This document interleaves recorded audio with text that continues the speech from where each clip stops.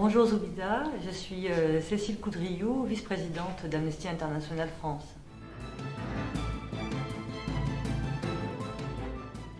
Nous sommes ici au siège d'Amnesty France et je vais commencer par vous dire quelques mots de la façon dont Amnesty International est née.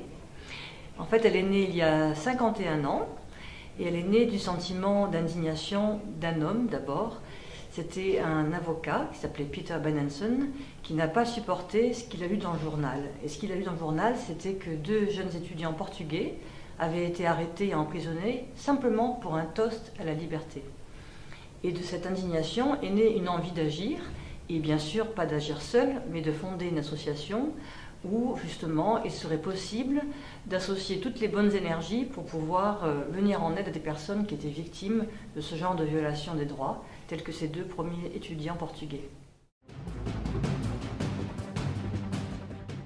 Alors 51 ans plus tard, Amnesty International a beaucoup changé, s'est beaucoup développé.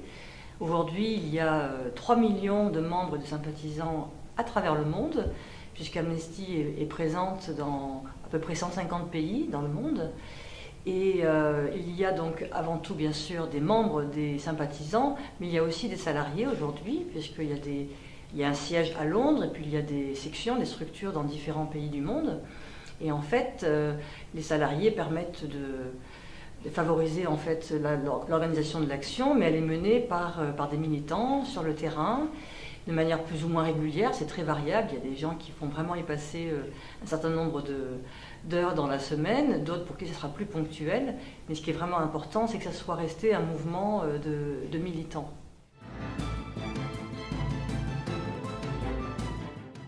Alors, Amnesty International cherche à éveiller les consciences. Et effectivement, avant d'éveiller une conscience, il faut déjà aussi pouvoir informer. Et informer ensuite sur les façons d'agir. Alors pour informer sur ce qui se passe dans le monde, il y a des chercheurs avec Amnesty International partout sur le terrain, et ces chercheurs mènent une enquête en toute indépendance, en toute impartialité, puisqu'on n'a aucun financement de gouvernement, de partis politiques. Donc ils mènent une recherche sur le terrain et ensuite ils vont écrire un rapport, et plus tard ces rapports sont donc transformés en des actions concrètes que les gens peuvent relayer sur le terrain dans tous les pays du monde. Alors le type d'action le plus classique, évidemment, c'est la fameuse pétition. Amnesty International est très célèbre pour ça. Donc en fait, l'idée, c'est de commencer à informer en allant vers le grand public. Ça peut être dans la rue, ça peut être pour des projections débats, ça peut être dans des écoles, dans des universités, partout où l'on peut. Et donc après avoir informé les gens de ce qui se passe, ce qui est important, c'est d'éveiller effectivement la conscience sur le fait qu'on peut faire quelque chose.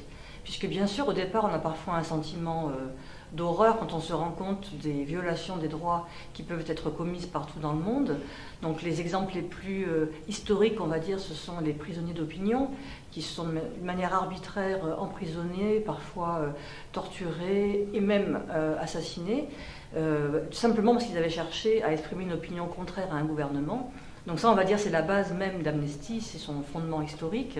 Mais après, progressivement, on a élargi notre mission, ce qui fait que lorsqu'on doit effectivement aller vers le grand public, on doit effectivement faire preuve de beaucoup de pédagogie pour expliquer tout ce qui se passe, parfois des situations assez complexes, et en même temps, après, donner envie d'agir. Donc la pétition, en elle-même, parfois, ne va pas forcément susciter tout de suite une compréhension comme ça. Donc il y a effectivement tout un travail à faire pour montrer le lien qui existe entre l'acte de signer et ensuite, si ce n'est la fin de la violation, en tout cas parfois déjà une amélioration de la situation. Notamment lorsqu'un prisonnier d'opinion est en prison, si on peut réussir à mettre un coup de projecteur sur cette personne et que de plus en plus de gens soient au courant de sa situation.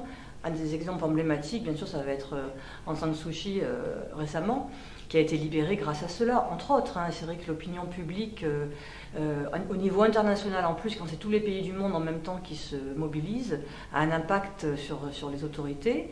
Donc ça peut être concrètement une amélioration des conditions de détention, dans le meilleur des cas, bien sûr, une libération. Et puis quand je parlais d'élargissement de la mission, c'est parce qu'en fait, il y a aussi plein d'autres situations. Ça peut être par exemple aussi non pas des droits civiques et politiques, mais également des droits économiques, sociaux et culturels. Par exemple, on peut se mobiliser pour une communauté rome qui a été expulsée sans aucun préavis et par exemple, on les oblige à se reloger dans des conditions absolument indignes, près d'une décharge publique, c'est arrivé parfois. En ce moment même, on se mobilise par exemple à la fois sur la France, mais aussi sur d'autres pays comme la Roumanie. Ça peut être aussi des cas de discrimination, pour des raisons diverses et variées malheureusement. Ça peut être pour des raisons ethniques, mais ça peut être aussi par exemple parce que les personnes sont homosexuelles et elles sont harcelées à cause de cela. Donc il y a toutes sortes de violations de droits que l'on cherche à faire cesser. Et c'est vrai que l'essentiel, c'est de réussir à avoir avec nous un maximum de gens, tout simplement des citoyens comme vous et moi, qui peuvent un jour dire stop, ça suffit. J'ai envie effectivement de montrer mon soutien. Donc en étant fort de cette mobilisation, à Amnesty International, on a encore plus de possibilités de faire changer les choses. Il y a déjà bien sûr la réputation du fait de cette recherche dont j'ai parlé tout à l'heure, qui est donc impartiale et indépendante, mais il y a aussi le fait qu'on peut dire, voilà, derrière nous, il y a 3 millions de membres et de sympathisants, et il y a des milliers ou des millions de signataires d'une pétition selon les situations. Donc voilà comment ça fonctionne, pour résumer. Je dirais que c'est en 3 étapes. Des missions de recherche, pour bien sûr être sûr que ce sur quoi on va se battre, ce sont vraiment des faits et c'est absolument fondé. Ensuite, effectivement, des militants qui vont relayer cette action. Et la 3e étape, c'est quand on réussit justement à éveiller les consciences et que toutes les personnes à qui on peut parler commencent à prendre conscience de cela et ont envie avec nous d'agir pour qu'on puisse améliorer le respect des droits humains à travers le monde. Alors souvent on nous pose la question des résultats, notamment par rapport à la pétition. Alors j'ai oublié de dire, et je le répète, que la pétition est le moyen le plus célèbre, mais on a aussi ce qu'on appelle le plaidoyer, qui ne va pas être fait par tout le monde, parce que ça nécessite bien sûr beaucoup plus de formation et de connaissances, de pouvoir aller rencontrer un élu local ou un élu national, un député par exemple, ou un ministre. Ça peut être aussi dans des instances internationales, ça peut être à l'ONU par exemple. Donc ça c'est une activité très importante bien sûr pour Amnesty. Donc voilà, ce sont des activités diverses qu'on ne va pas forcément demander à chacun de faire. Et ça peut être aussi des choses parfois festives. On peut par exemple organiser un concert au profit d'Amnesty International et bien sûr pour là aussi mobiliser les gens sur une cause particulière, sur une campagne particulière. Ça peut être une projection débat, ça peut être une pièce de théâtre qui va être justement destinée à mettre en lumière là aussi une situation dans un pays particulier par exemple. Donc les moyens d'agir sont variés, mais les résultats bien sûr sont toujours les mêmes. Ça a des résultats concrets tout simplement grâce au nombre de libérations de prisonniers. On peut mettre ça en avant très clairement. Par exemple, depuis la création d'Amnesty International, donc il y a 51 ans, on a fait libérer 47 000 prisonniers. Donc ça, c'est un chiffre très précis que l'on peut compter, et c'est bien sûr la preuve déjà que cela fonctionne. Mais ce qui est très important aussi, c'est de ne pas simplement penser à cet aspect de libération. Il y a aussi un impact, simplement quand la situation s'améliore pour le prisonnier, même si on n'arrive pas à le faire libérer. Et puis enfin, et c'est absolument pas négligeable, il y a aussi le fait qu'Amnesty International fait avancer le droit. C'est-à-dire que souvent, ce travail de plaidoyer est destiné aussi à ce que des États, par exemple, signent un traité. Alors je pense à la Convention contre la torture, je pense à l'abolition de la peine de mort, je pense plus récemment au traité de Rome grâce auquel on peut faire en sorte que la Cour pénale internationale puisse juger des criminels de guerre, des crimes contre l'humanité. Donc ça, ce sont des choses qui peuvent vraiment modifier en profondeur le respect ou au contraire l'absence de respect des droits humains. Ce sont des choses extrêmement concrètes qui ne sont pas forcément toujours aussi faciles à comprendre puisqu'il s'agit de droit international, il s'agit de législation. Bon, c'est parfois plus complexe, mais très concrètement, ce sont des instruments juridiques qui sont complètement utiles pour pouvoir faire avancer les choses.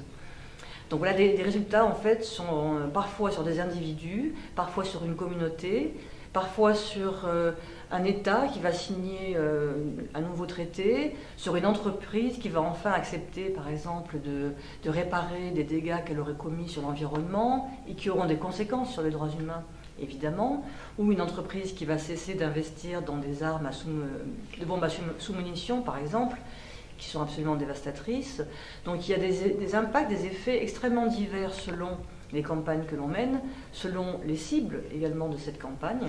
Mais ce qui est certain, c'est qu'on a vraiment à cœur de mesurer cet impact et de faire en sorte qu'on puisse valoriser aussi nos résultats pour que de plus en plus de gens soient convaincus que l'on défend les droits de l'homme, bien sûr, parce qu'il y a au départ une espèce de volonté farouche de plus de justice, et parce qu'on est révolté par des situations, mais on n'est pas des doux rêveurs. C'est-à-dire qu'on veut vraiment que ça ait un impact, que ça ait des résultats sur les personnes, mais aussi sur le droit et sur les lois.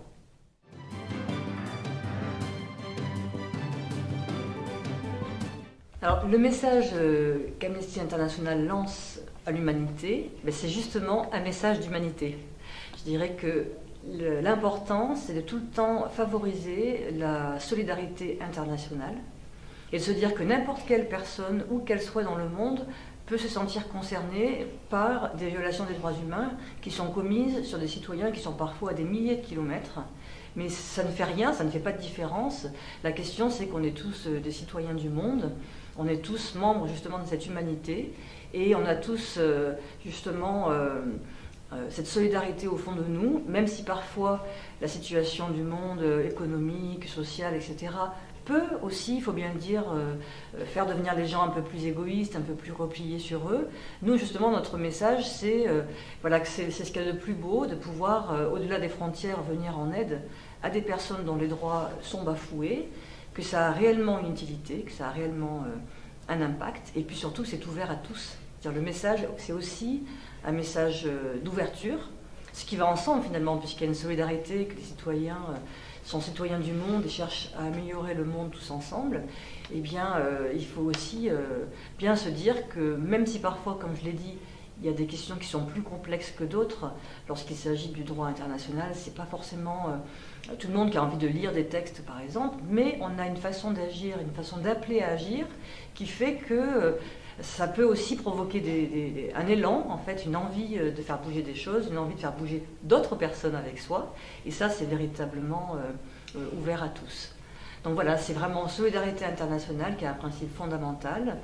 L'indépendance, qui est très importante, puisqu'on a aussi un message à l'humanité très important, c'est de dire qu'on peut contribuer, soit par un geste comme la pétition, soit par également un don, puisqu'on ne reçoit absolument pas de financement, comme je l'ai dit. Bien sûr que c'est grâce à la générosité du public que l'on peut faire nos actions. Et puis aussi, dernier message, c'est un message d'impartialité, c'est-à-dire qu'on peut dire bien sûr que la question des droits de l'homme, des droits humains plutôt, est une question politique, mais en même temps, on n'est pas partisan, c'est-à-dire qu'on ne va pas commencer à défendre un régime plutôt qu'un autre, un candidat plutôt qu'un autre. Pour nous, ce qui compte, c'est la Déclaration universelle des droits de l'homme, le respect des droits humains, et de faire en sorte que le plus de personnes possible puissent les connaître, parce que tout le monde n'a pas forcément lu cette Déclaration universelle des droits de l'homme, et une fois qu'ils les connaissent, qu'ils puissent s'en emparer, se les approprier, et se rendre compte à quel point, effectivement, si les 30 articles de cette déclaration étaient vraiment respectés, eh bien on vivrait dans un monde bien meilleur. Voilà le message d'Amnesty International.